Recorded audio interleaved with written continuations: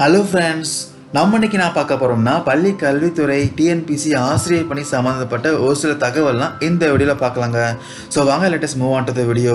படிப்படியாக பார்த்தீங்கன்னா 6, 7 மற்றும் 8ஆம் வகுப்பு ஆசிரியர்களுக்கும் பயோமெட்ரிக் முறை அமல்படுத்தப்படும் என அமைச்சர் செங்கோட்டையன் தெரிவிச்சிருக்காருங்க. ஸோ ஈரோட்டில் பார்த்தீங்கன்னா பள்ளி கல்வித்துறை அமைச்சர் நேற்று நிபுணர்கள் பேட்டி அளித்தாருங்க. அப்பொழுது பார்த்தீங்கன்னா அவர் என்ன தெரிவிச்சிருக்காருன்னா, தமிழகத்தில் வந்து டிசம்பர் மாத இறுதிக்குள் 3000 பள்ளிகளில் ஸ்மார்ட் வகுப்பறை உருவாக்கப்படும். ஸோ முதல் கட்டமாக பார்த்தீங்கன்னா சென்னை, திருவள்ளூர், கோவை, காஞ்சிபுரம் ஆகிய மாவட்டங்களில் 300 பள்ளிகளில் இணையதள வசதியுடன் கம்ப்யூட்டர் வசதி ஏற்படுத்தப்படும் தெரிவிச்சிருக்காங்க. ஸோ இந்த திட்டம் பார்த்தீங்கன்னா அனைத்து பகுதிகளுக்கும் விரைவில் செயல்படுத்த நடவடிக்கை எடுக்கப்படும் தெரிவிச்சிருக்காருங்க.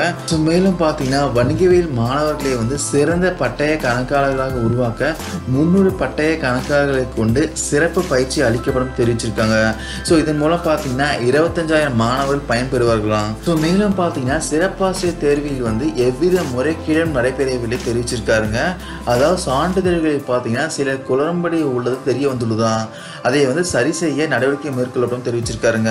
ஸோ சான்றிதழ் குளறுபடி குற்றச்சாட்டுகளில் உள்ளானவர்களாம் பார்த்தீங்கன்னா சார் பதிவாளர் அல்லது கோட்டாட்சியர்களிடம் சான்றேற்பம் அதாவது அட்டஸ்டேஷன் பெற்று ஒப்படைக்க வேண்டும் தெரிவிச்சிருக்காங்க.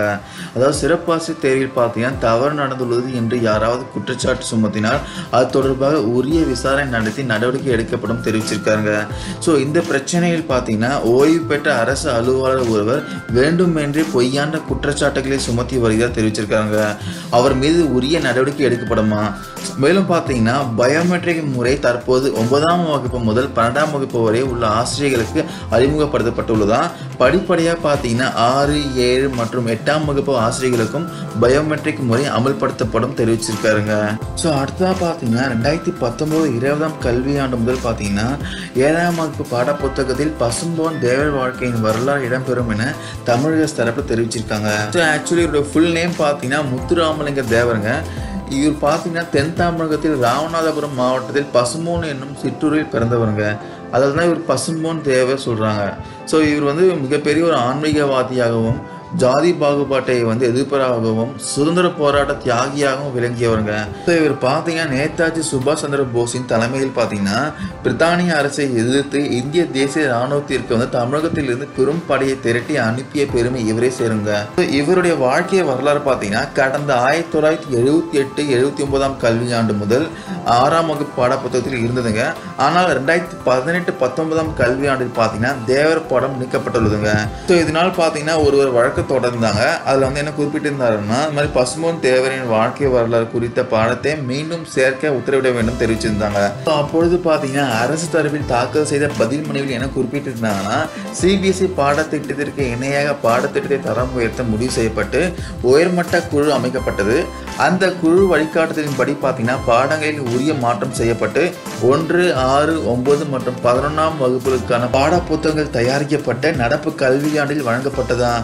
ஸோ பசும்பொன் தேவரின் வாழ்க்கை வரலாறு, அரசியல் உள்ளிட்ட பல்வேறு சிறப்புகள்லாம் பார்த்தீங்கன்னா 7ஆம் வகுப்பு தமிழ் பாடத்தில் சேர்க்கப்பட்டு 2019-20ஆம் கல்வியாண்டு முதல் பார்த்தீங்கன்னா மாணவர்களுக்கெல்லாம் வழங்கப்படும்னு தெரிவிச்சிருக்காங்க. ஸோ அடுத்தா பார்த்தீங்கன்னா குரூப் 2 தேர்வு நாளை நடக்கிறதுங்க.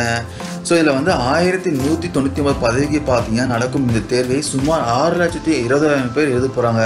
ஸோ தேர்வு கூடங்களுக்கு பார்த்தீங்கன்னா செல்ஃபோன்கள், கால்குலேட்டர் உள்ளிட்ட மின்னணு சாதனங்கள் பார்த்தீங்கன்னா கொண்டு செல்ல தடை செய்யப்பட்டுள்ளது. தமிழ்நாடு அரசு பணியாளர் தேர்வாணையம் குரூப் 2 பதவியில் பார்த்தீங்கன்னா அதாவது நேர்முக பதவி தேர்வு காலியாக உள்ள 1199 காலி பணியிடங்களை நிரப்புவதற்கான அறிவிப்பை பார்த்தீங்கன்னா கடந்த ஆகஸ்ட் மாதம் 10ஆம் தேதி வெளியிட்டதுங்க.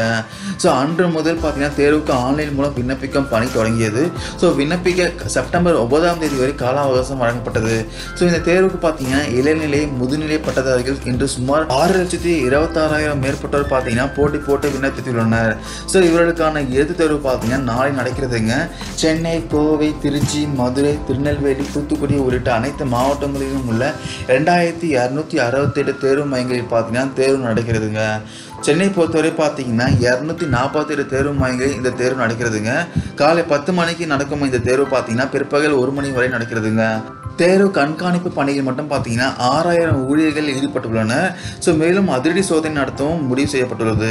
ஸோ தேர்வு மையங்களுக்கு பார்த்தீங்கன்னா பேஜர், செல்போன், கால்குலேட்டர் உள்ளிட்ட மின்னணு சாதனங்கள் கொண்டு செல்ல தடை விதிக்கப்பட்டுள்ளதுங்க. தேர்வு எழுதுபவர் வசதிக்காக பார்த்தீங்கன்னா சிறப்பு பேருந்துகளை இயக்கவும் அனைத்து மையங்களிலும் பார்த்தீங்கன்னா பலத்த போலீஸ் பாதுகாப்பும் ஏற்பாடு செய்யப்பட்டுள்ளதுங்க.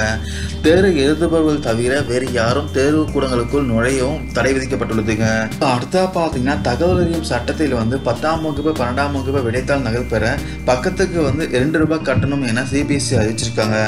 அதாவது சிபிஎஸ்சி பாடத்திட்டத்தின் கீழ் நடத்தப்படும் 10ஆம் வகுப்பு மற்றும் 12ஆம் வகுப்புக்கான பொதுத் தேர்வு பார்த்தீங்கன்னா ஒவ்வொரு ஆண்டும் மார்ச் மாதம் நடக்கிறதுங்க. ஸோ மே மாதம் பார்த்தீங்கன்னா தேர்வு முடிவுகள் வெளியிடப்படுகிறது. ஸோ தேர்வு முடிவுகளின் படி பார்த்தீங்கன்னா மேற்கொண்ட அந்த 2 தேர்வுகளிலும், அதாவது 10ஆம் வகுப்பு 12ஆம் வகுப்பு தேர்வுகளிலும் பார்த்தீங்கன்னா தேர்ச்சி பெறாத மாணவர்கள் அல்லது மீண்டும் தேர்வு எழுத வேண்டிய மாணவ மாணவிகள் பட்டியல் வெளியிடப்படும். ஸோ தேர்வு எழுதிய மாணவர்கள் தாங்கள் பெற்றுள்ள மதிப்பெண்ணில் சந்தேகம் இருந்தால் குறிப்பிட்ட தேதியில் பார்த்தீங்கன்னா விடைத்தாள் நகல் பெறவும் மறுகூட்டல் செய்யவும் வாய்ப்பு அளிக்கப்படுவார்கள். ஸோ அதற்கென பார்த்தீங்கன்னா தனியாக கட்டணம் செலுத்த வேண்டுங்க. ஸோ இந்த நடைமுறையில் பார்த்தீங்கன்னா மாணவர்களிடம் இருந்து வசூலிக்கப்படும் கட்டணம் கூடுதலாக இருப்பதால் சர்ச்சை எழுந்த நிலையில் தகவல் அறியும் சட்டத்தின் மூலம் விடைத்தாள் நகல் பார்க்க தனியாக கட்டணம் வசூலிக்கப்படுவதாகவும் சர்ச்சை எழுந்ததுங்க. ஸோ இது தொடர்பாக பார்த்தீங்கன்னா மாணவர்களின் பெற்றோர் தரப்பில் மேல்முறையீடு வழக்கு தொடரப்பட்டதுங்க. ஸோ வழக்கின் விசாரணையில் பார்த்தீங்கன்னா விடைத்தாள் நகல் பெறுவதற்காக சிபிஎஸ்சி வைத்துள்ள நடைமுறைகள் தனியாக உள்ளது. ஸோ தகவல் அறியும் சட்டத்தின் மூலம் பார்த்தீங்கன்னா விடைத்தாள் நகல் பார்க்க விரும்புவோருக்கு பார்த்தீங்கன்னா பக்கத்துக்கு ₹2, விண்ணப்ப கட்டணம் பார்த்தீங்கன்னா ₹10 செலுத்த வேண்டும் என்று நீதிமன்றம் தெரிவித்துள்ளதுங்க. ஸோ அதன்படி பார்த்தீங்கன்னா 2 நடைமுறைகளுக்கும் தனித்தனி கட்டணம் செலுத்த வேண்டும், இவ்வாறு நீதிமன்றம் தெரிவிச்சிருக்காங்க. இந்த வீடியோவில் பார்த்த எல்லா அப்டேட்ஸும் உங்களுக்கு யூஸ்ஃபுல்லாக இருக்கும்னு நினைக்கிறேன். ஏதாச்சும் டவுட் இருந்தால் கமெண்ட் பண்ணலாம், நான் கிளாரிஃபை பண்ணுறேன். Thank you guys.